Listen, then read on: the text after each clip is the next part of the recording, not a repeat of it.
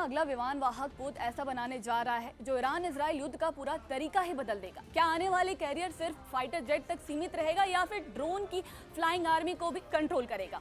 और क्या यही होगा भारत के इंडो पैसिफिक में असली ताकत का नया चेहरा? भारतीय नौसेना का IAC-2 यानी दूसरा स्वदेशी विमान वाहक पोत अब एक बेहद अहम रणनीतिक चरण में पहुंच चुका है। ये प्रोजेक्ट सिर्फ एक और एयरक्राफ्ट कैरियर बनाने तक सीमित नहीं रहेगा, बल्कि इसका मकसद भविष्य के युद्ध के हिसाब से भारत की समुद्री ताकत को पूरी तरह बदलना है। नमस्कार, मैं साक्षी सिंह और आप देख रहे हैं जी मीडिया का डिजिटल प्लेटफॉर्म।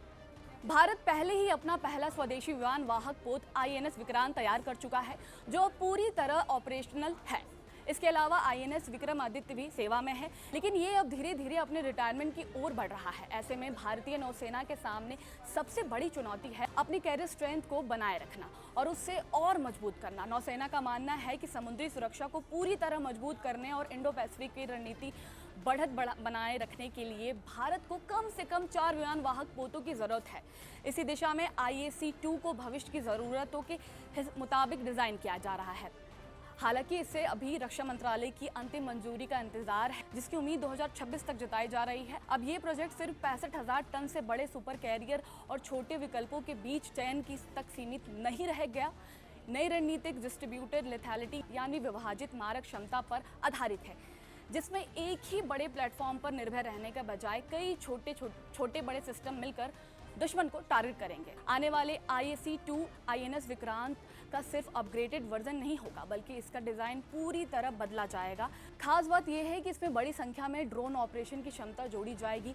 जहाज का टेक इस तरह तैयार किया जाएगा कि वो फाइटर जेट के साथ साथ ड्रोन स्वॉर्म को लॉन्च और रिकवर कर सके। रिपोर्ट्स के मुताबिक इसमें अभिमन्यु लॉयल विंगटम जैसे स्टिल ड्रोन और मेल कैटेगरी के UAV शामिल किए जा सकते हैं।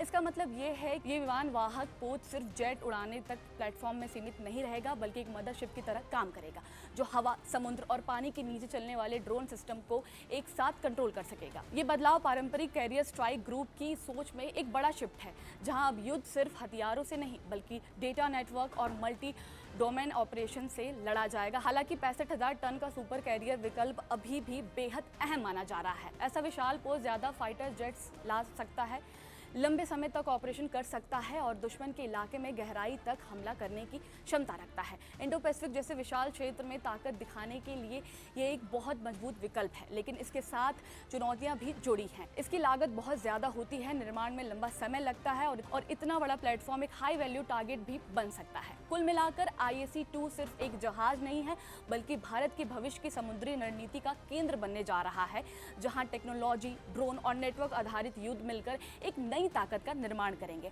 अब सबकी नजर इस बात पर है कि सरकार कब इसे अंतिम मंजूरी देता है और भारत कब अपने इस समुद्री महाबली को हकीकत में उतारता है।